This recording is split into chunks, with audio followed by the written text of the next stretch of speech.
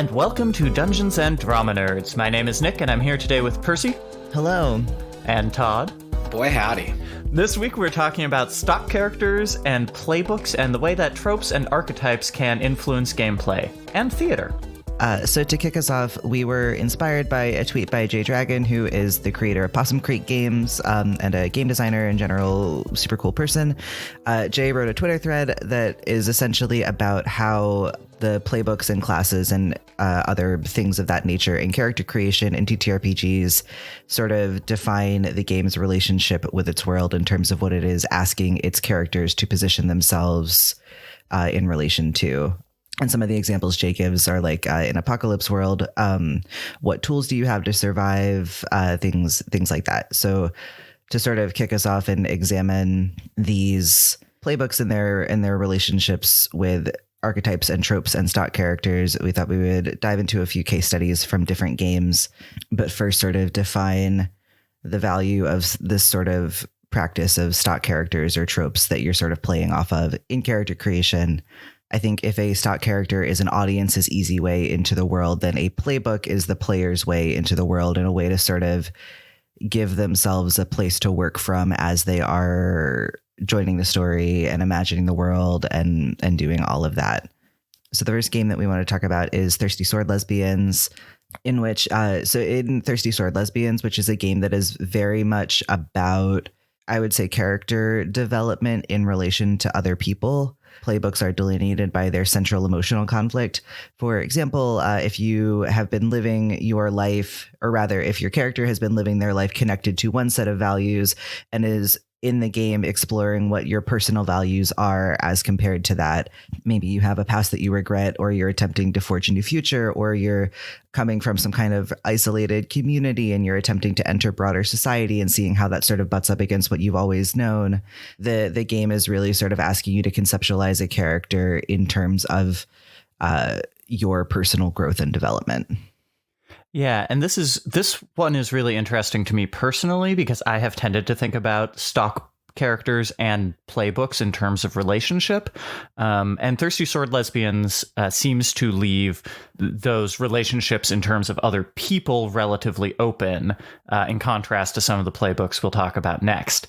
But what I do like about this, and what I think it does very well, is it gives you kind of a skeleton of an emotional arc, a kind of personal journey for the character to go on that can serve as great fuel for drama and action and, you know, a little bit of guidance for your character.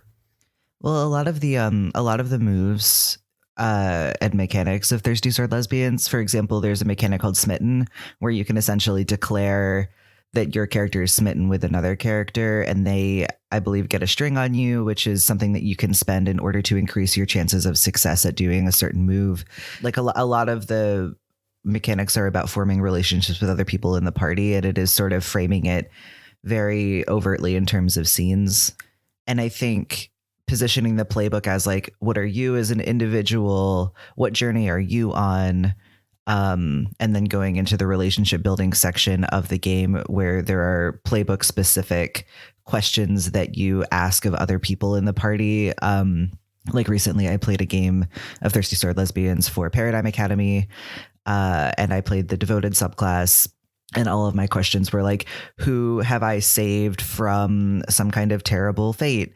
I actually can't think of any of the other ones for that specific subclass at this moment in time. But some of the other questions for like the archetype of like person from an isolated community who enters the world for the first time, or like who in the party is the closest to what you understand as normal, things like that. Like it's a lot about contextualizing yourself within the context of the party through those relationships. But I like that the seed of it is, yeah, what arc am I embarking upon? Yeah. In a different vein, Masks describes their playbooks as very flexible. For instance, the Nova playbook is about power and how you manage it, but it doesn't mean that the Nova must be a particular kind of character with a particular kind of powers. And then they list a bunch of different like powerful examples, whether you're a mutant or a witch or what have you. The playbooks are primarily about the kind of story the character is involved in, the dramatic issues they're likely to face. And then, you know, if you have an idea for a certain kind of character, run it by your GM, see if that feels like the right playbook for it. I do personally feel like the playbooks in Masks are very much about archetypes, even the way that they're described, from like the protege, the Janus, the delinquent. There's sort of ideas about like how this character will be embodied. There's an idea of like what sort of power this person has, not how they're manifested, but like, are they incredibly strong? Are they using a more like subterfuge kind of ability? With the changed, you have a lot of feelings about like incredibly strong characters, whether that's someone like Cyborg from Teen Titans, who has been like augmented through cybernetics, or someone like Beast or the Hulk, who have been, gone from one state of being to a different state of being, whether they can change back and forth or not. It doesn't necessarily determine how your powers work or how you'll use them, but it does feel like it slots your backstory into an easy archetype to understand what your motivations would be going forward. And so when you're looking at like the Doomed or the Protege, there's very clear, like, either you have a mentor that you are working with and you have been deemed like worthy to become a hero and will follow that path in some way, shape, or form. And you'll probably have missteps. Or with the Doomed, there's like a very bad fate that awaits you.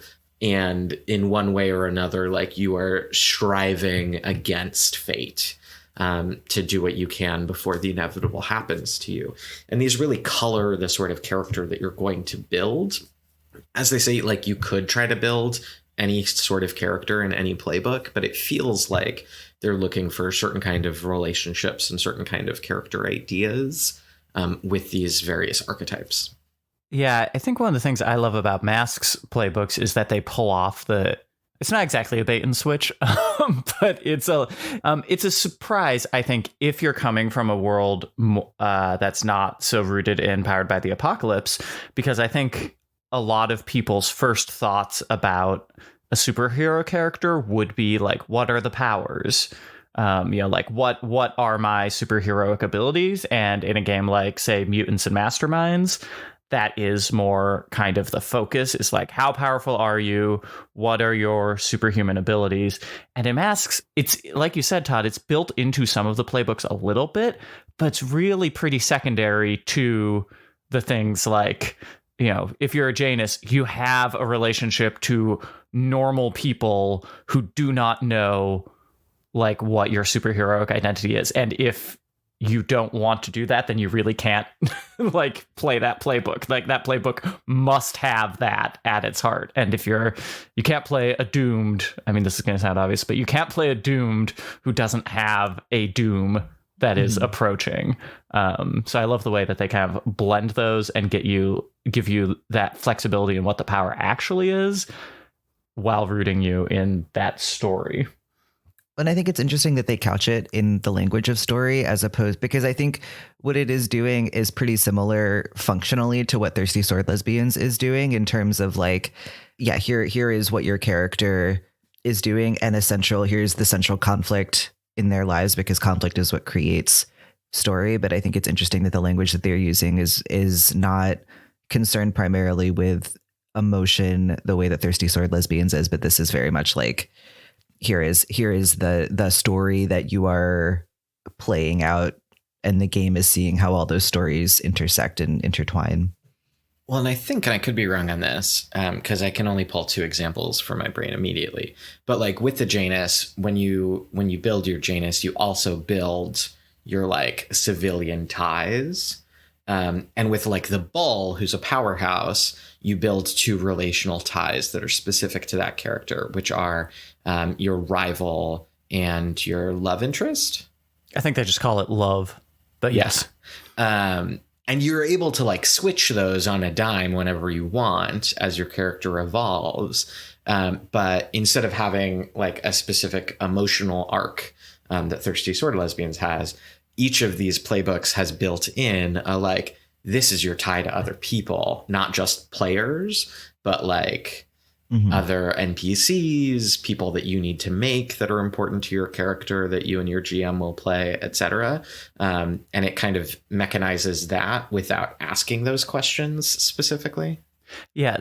I haven't read Thirsty Sword Lesbians personally, but from your description, Percy, it strikes me that Thirsty Sword Lesbians playbooks are a little bit more internally directed in terms of like what's your that like central emotional conflict.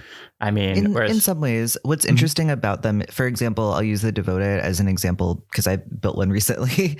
We'll talk about this more later, but the Devoted is the archetype of like a person who has pledged their life in service of something else, some kind of cause or person that they believe in.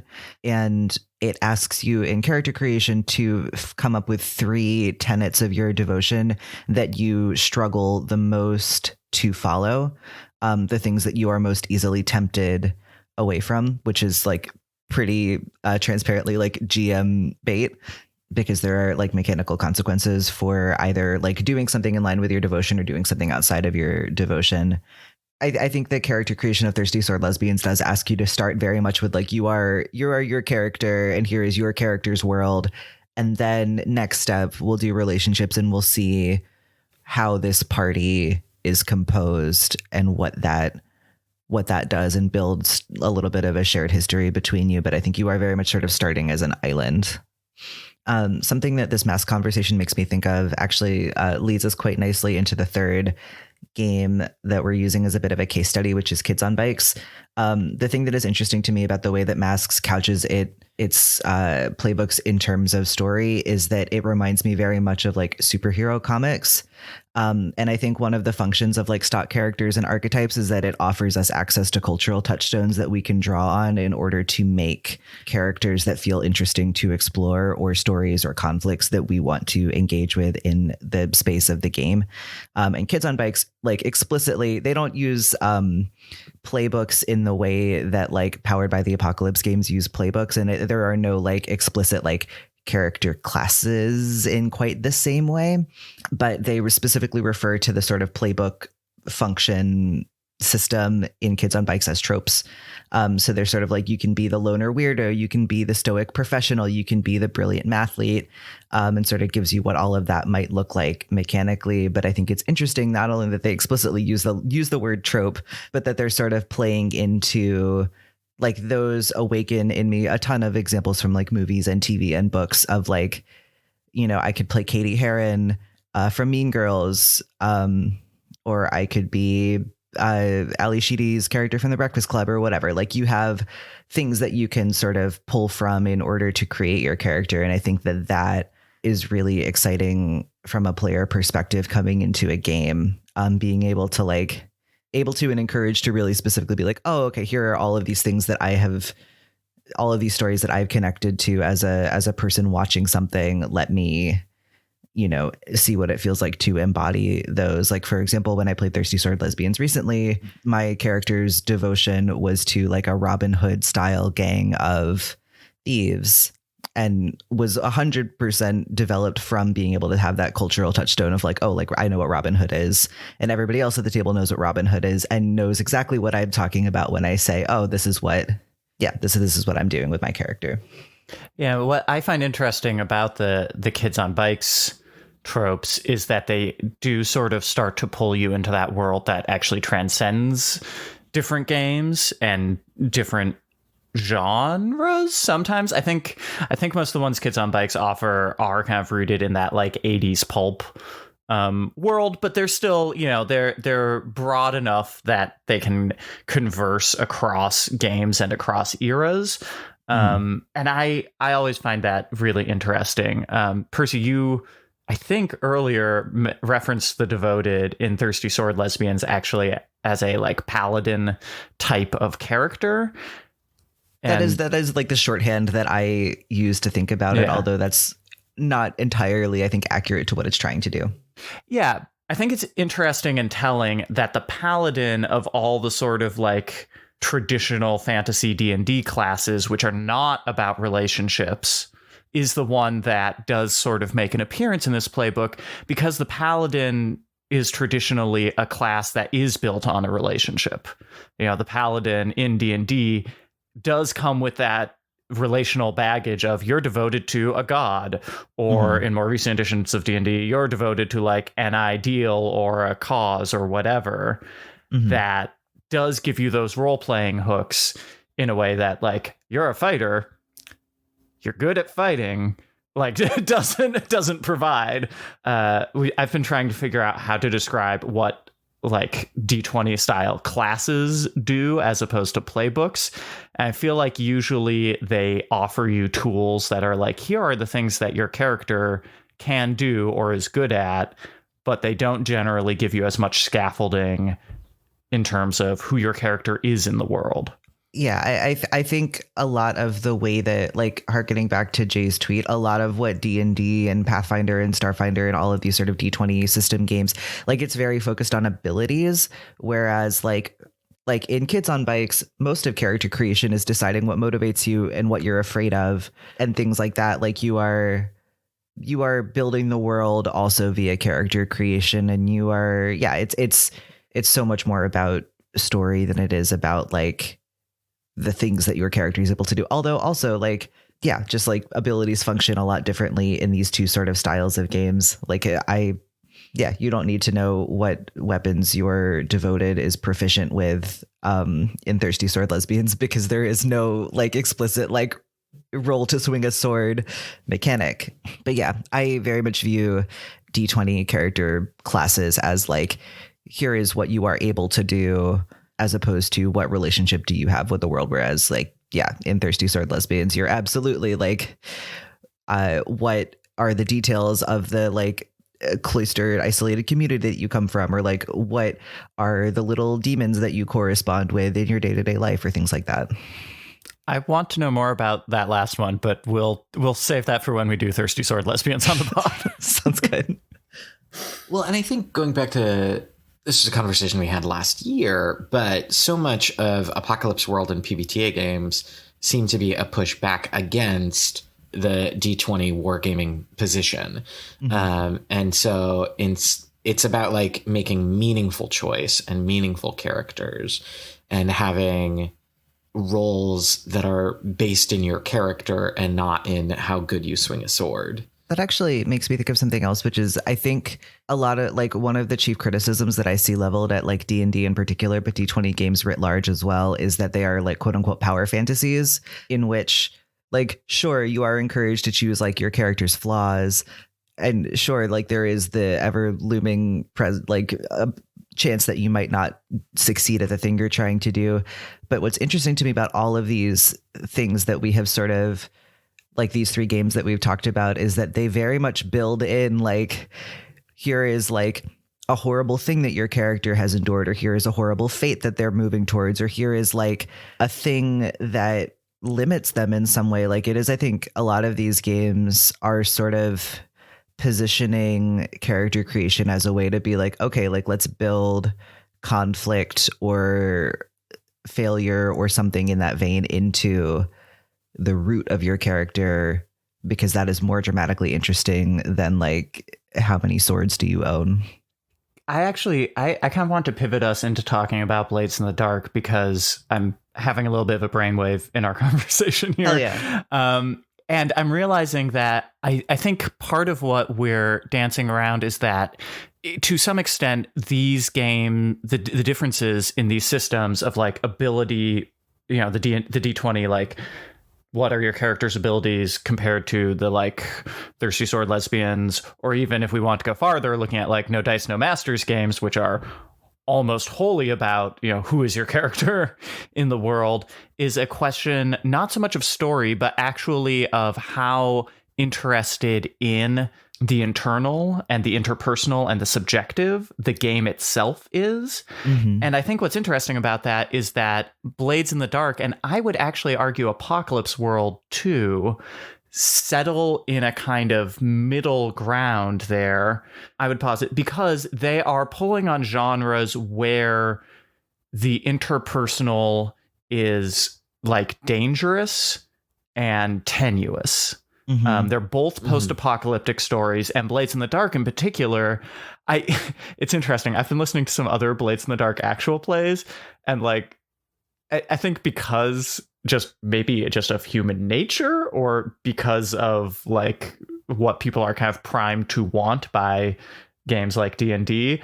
There's a lot of Blades in the Dark games that end up steering toward heroism. I know there's even a gang playbook that was, I don't know if it's third party or not, but that was introduced after the release of Blades in the Dark, called Vigilantes.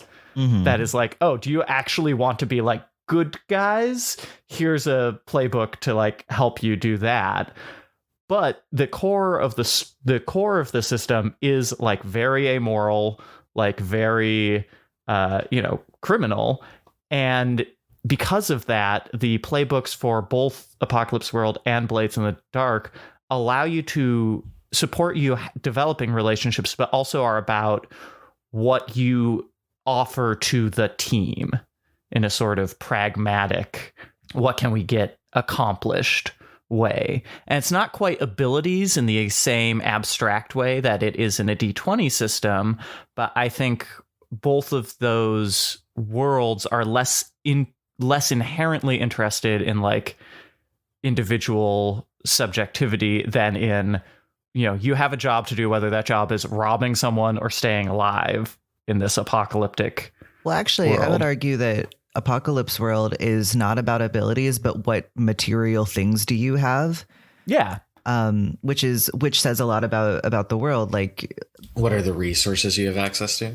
Yeah, like the Heart Holder has, a settlement, and it has this gang and blah, blah, blah, or the Battle Babe has this weapon and like all of these things. Like, it's very much about material things, which says a lot about the fact that Apocalypse World is a game about material scarcity. Like, I would argue, yeah, its chief concern is what simulating material scarcity and how you deal with that situation. Whereas, yeah, Thirsty Sword Lesbians is a game about relationships. So of course its character creation is sort of positioning you to have an interesting character to play off of other people's characters with.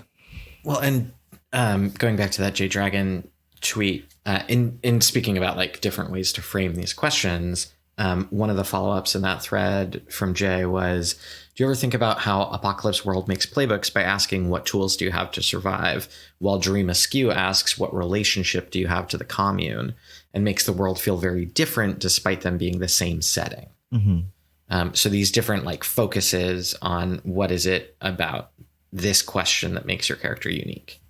But what I also think is nice is that, like, setting aside the question of like giving you information about what the game is concerned with when it comes to the world of the game, I think it also gives players a really, really good entry point to say, okay, here's where I am locating myself within this.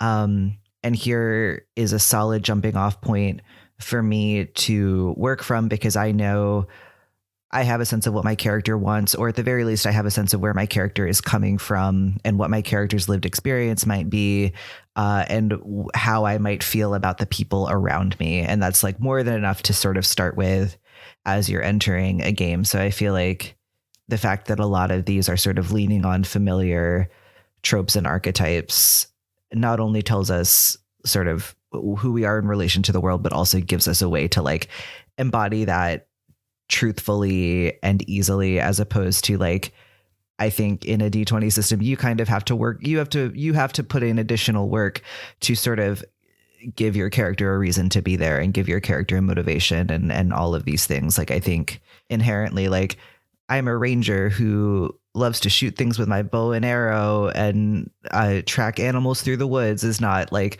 a compelling like thing to base a story around. You have to like layer backstory and things like that on top of that. And we will skirt the backstory question, but the contentious backstory question.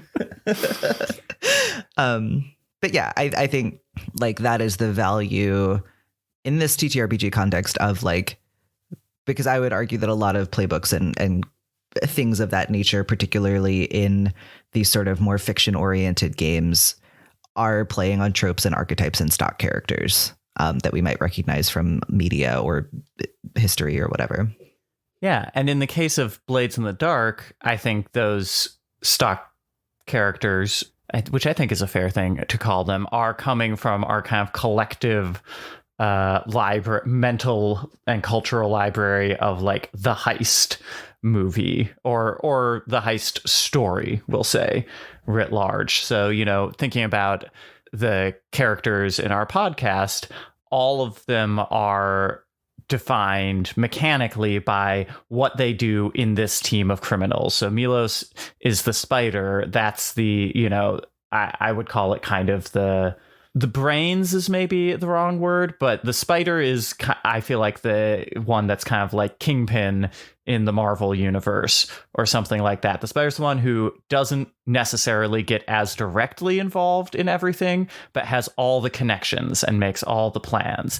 And then you have Wick, the leech, who is, you know, the technician, demolitions expert. That's one that pops up in a lot of like Hollywood heist movies. You know, I was going to say Ocean's 11, but actually I think the entire Ocean's franchise throughout. In the remake, you have Don Cheadle's character, whose name I'm forgetting, but is like their explosives expert in the films.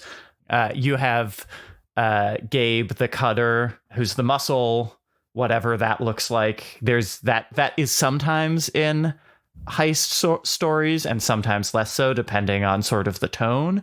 And you have all these different characters that you can sort of immediately see where they fit into the clicking gears of the team.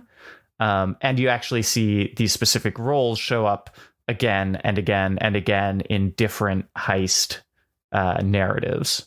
I have a brief tangent, which I promise will be because I've been thinking about this a lot with my home D&D group, which is that like, so I'm starting a game of Starfinder soon. And one of the things that is cool about that system is that you, similar to D&D 3.5, there are a lot of skills that you can only try to do if you have experience or proficiency or training in that skill, which stops the issue that I think a lot of D&D groups run into of like, oh, like everybody can attempt to do this thing, so we will all just try, and there is no like specialization and there's no specific niche for people to do. But I think a cool thing about this sort of function in Blades in the Dark, in the sort of archetype character playbook thing, is that everybody has a niche in, like, you are building in that everybody has a special thing that they can do and a specific function, and that is baked into the way that you build characters and mechanics. So I think it is also creating a situation where like you are encouraged to work together, not even encouraged, you are required to work together, because you can only do your specific thing, and you need the team in order to accomplish like things that are not your specific thing. Well, and as we've talked about before with Blades in the Dark, it's specifically about teamwork. Like it incentivizes working together in concert, assisting one another, and also like relying on your friends to do things for you. Well, and you're not only determining like what is my character's archetypal role in this heist gang, also what is our collective crew's archetypal role in the criminal underworld in which we are operating. Are we selling things? Are we murderers? Are we, roughing people up for money? Are we making deals? Like what role are we as a collective group serving, and how does that inform our characters, and how do our characters inform the way that we go about that? I flip back and forth on whether the gang like playbooks are archetypes or not, because there's a part of me that's like, well, that's like, those are jobs. I mean, illegal jobs, but I was going to say the thing that's interesting to me about these archetypes or these stock characters is that in other media, like in Hollywood movies, they often start to bleed into character tropes as well as like jobs, and sometimes in troubling ways. I watched I watched the early 2000 remakes of both Ocean's 11 and The Italian Job before we recorded this, and I was like, oh, this is interesting. There's like the demolitions man archetype in both of these films, which is also one of the like larger comic relief roles, and is also the only black person in either of the films. I'm just like, that's interesting and troubling. And I am curious whether we see the same thing happening in tabletop games, whether that's actually baked in to some tabletop games. I feel like I haven't seen that so much because they tend to be either one or the other. It tends to be either what is your functional job or what is your like interpersonal role in the group. I also see a lot of language in TTRPG handbooks, and obviously I can't speak for like every TTRPG handbook, but a lot of them are really clear about like, here are all of the possible ways that this playbook might manifest as a character. Like here are, for example, like the language that Todd quoted from the Masks handbook earlier is like, here are all of the possible like ways that this could appear. I think a lot of TTRPGs are pretty intentional about like trying to avoid like, this is the character that you can make, and like this is the thing that you have to do. But I also think that like, because of the sort of way that a lot of at least indie TTRPGs position themselves in the broader industry, like I think there is an explicit, or maybe not explicit, but at the very least implicit invitation to like see these archetypes and stereotypes and then subvert them through gameplay. Like I think they are giving you the tools to say, okay, like here is this like legible familiar thing. How do you want to play with it? And riff on it is how I would sort of interpret the way that this manifests, at least in TTRPGs. Although certainly there are stereotypes and all of these things. For example, like the monk class in D&D is absolutely in and of itself kind of a stereotype. Yeah, and I think that's actually harder to do in games where the focus is less on the interpersonal, because that means the focus isn't on it.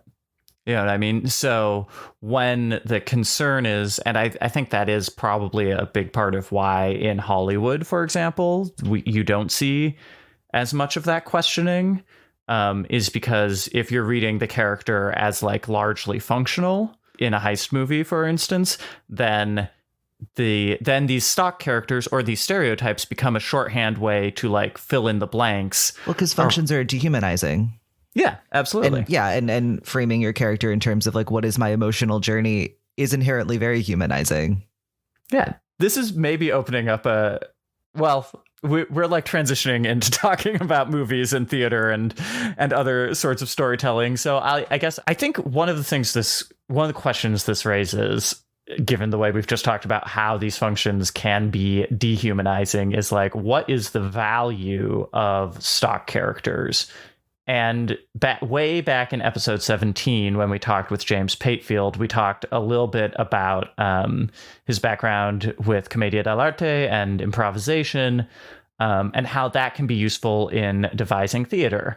And we didn't go in depth in it at the time, but I will say I think that one of the useful things about stock characters that is also true of playbooks is that it gives you a quick and easy way into the fiction, both for the audience who, if they're familiar with the genre or the style that you're working in, will kind of recognize the setup and therefore need less explanation.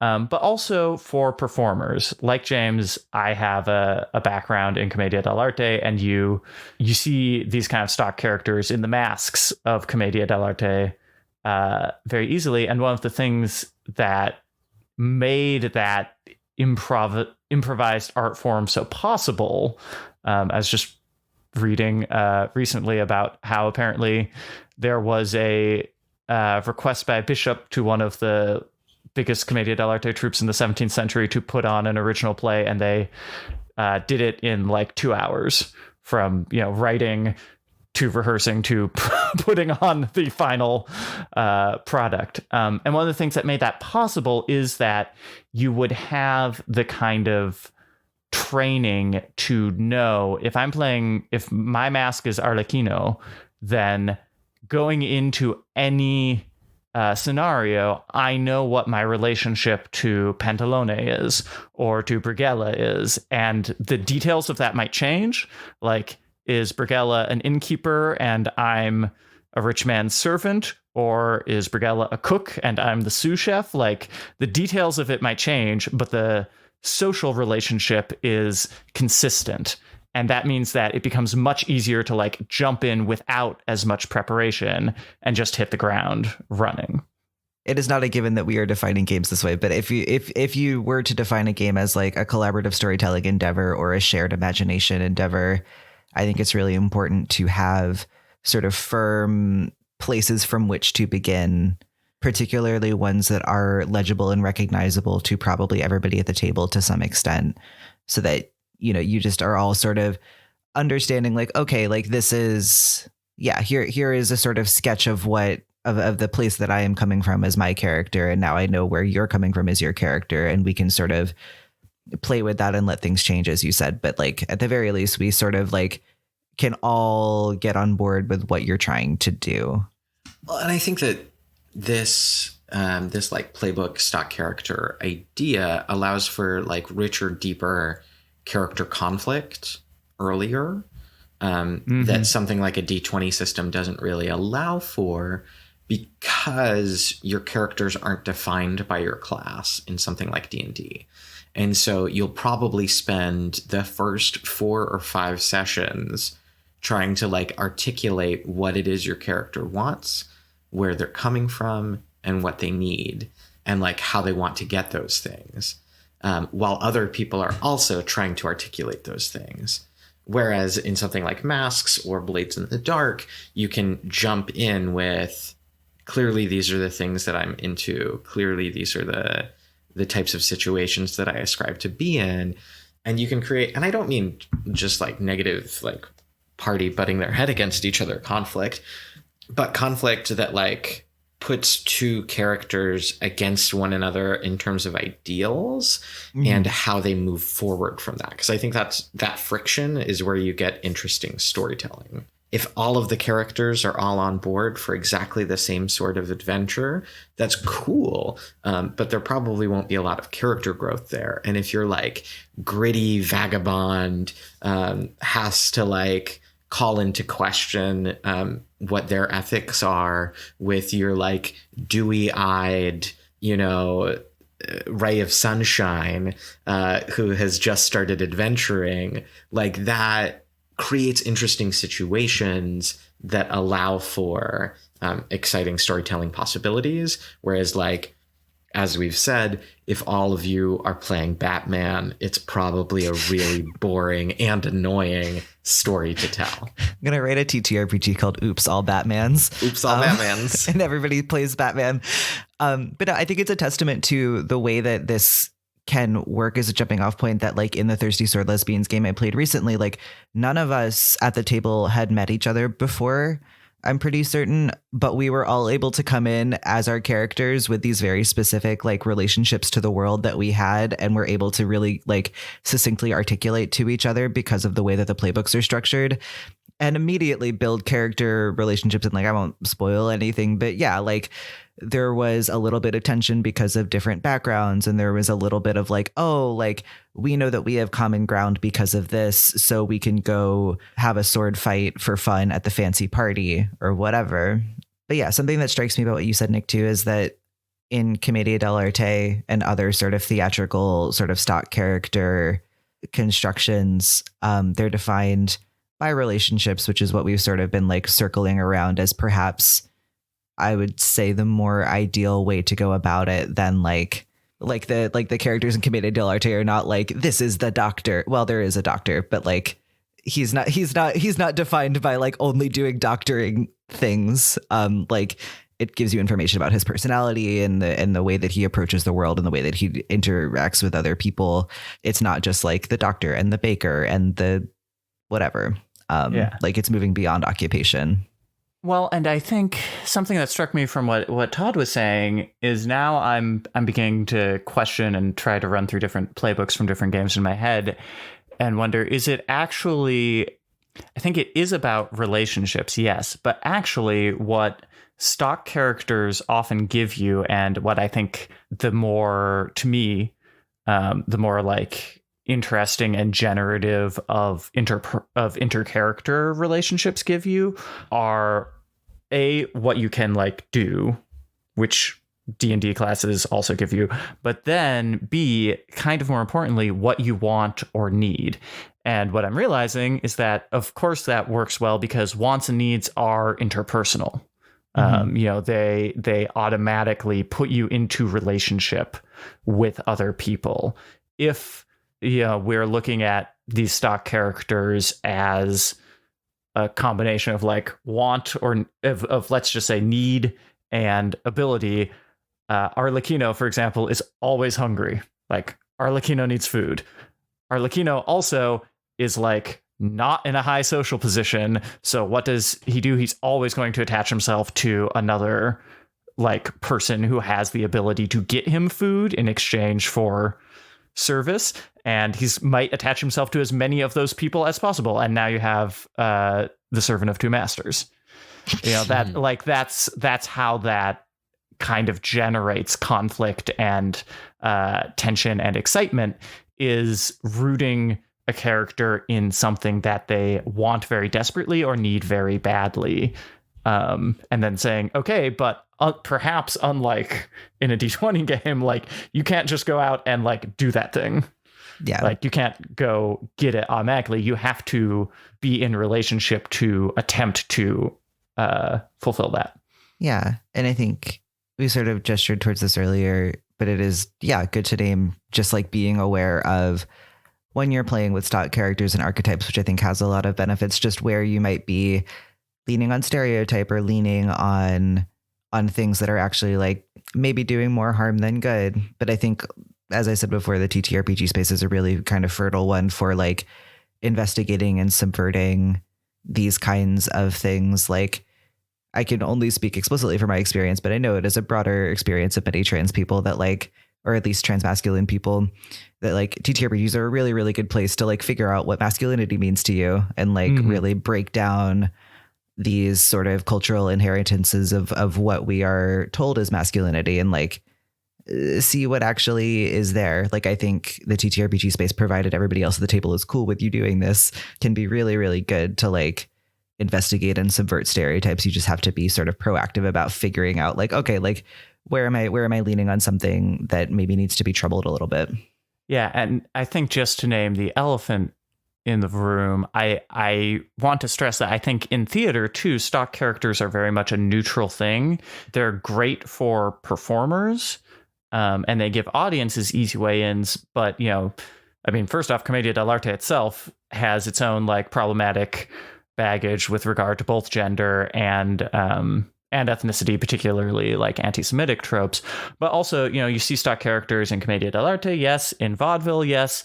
In modern sitcoms, yes, which can have their own issues. But also in like minstrelsy, like traditional minstrel performances by both black and white performers relied on racialized stereotypes embedded in stock characters. And there are certainly experts on minstrelsy, I think particularly black minstrel performance, who have troubled the idea that is all that it was. And I'm not expert enough to speak to that, but that was certainly a large part of it, particularly when white performers were engaging in minstrelsy. So I do think, like Percy said, it is good to be cognizant of these risks, while also, I think, for people who have struggled to find a way into the like interpersonal and the really exciting like storytelling possibilities of role-playing games, who maybe see them more as war games and lacking that personal touch, I think playbooks and stock characters can be a really good and generative way to get into that aspect of things. Yeah, I think it's just about viewing them as possibilities for your relationship to the world and to other people, as opposed to kinds of characters or kinds of people in the world, if that distinction makes sense. Yeah, absolutely. Yeah. Dungeons & Drama Nerds is produced by Todd, Backus, Percival, Hornak, and Nicholas Orvis, and is mixed and edited by Anthony Sertel Dean. Find us on Facebook, Twitter, and Instagram at DN Drama Nerds. Check out cast files on our website, dungeonsanddramanerds.com, and tune in next week for another episode of Dungeons & Drama Nerds.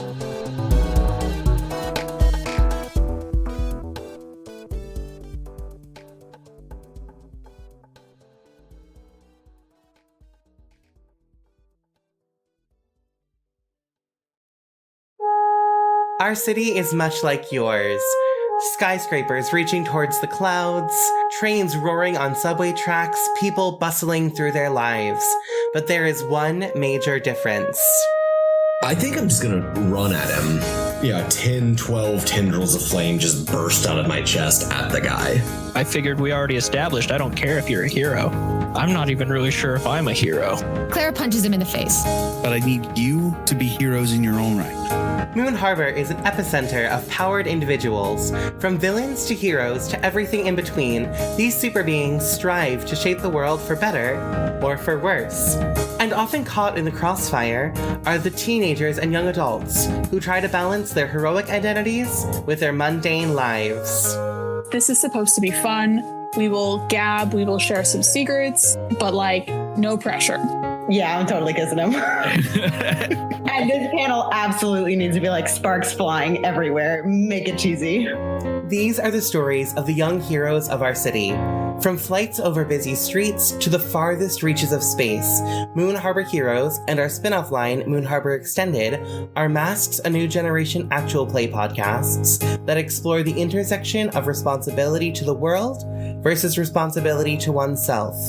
Find us wherever you listen to podcasts or on Twitter at Moon Harbor Cast.